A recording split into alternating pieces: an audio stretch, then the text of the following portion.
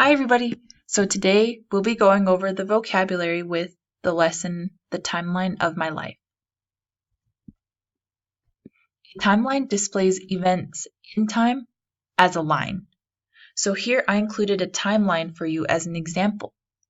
This is a timeline of the 5 most important events that have happened in my life. So on the very left, I put that my dad died because this is from the beginning of my timeline. So this is what happened first. I was 11 years old when this happened. So then I discovered my love for running because that happened in high school. Next, I earned my teaching degree. And shortly after that, I got hired at Dotson School. Finally, I moved to Hayes to teach. So with timelines, these include event sequences, which is the order of how something happens.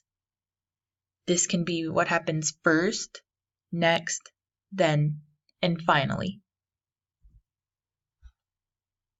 So you might be wondering, why are we making these timelines?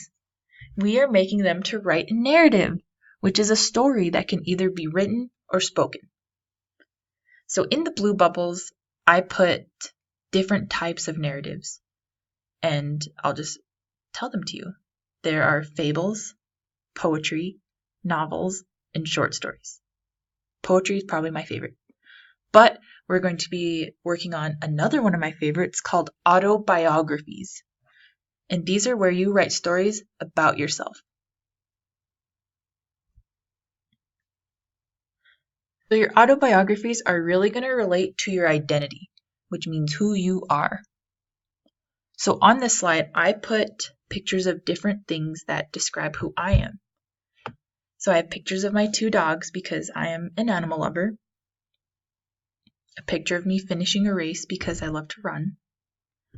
A picture of my adorable baby nephew Gunner. And a picture with one of my favorite students because I am a teacher. So let's get started on our timelines, and thank you for listening.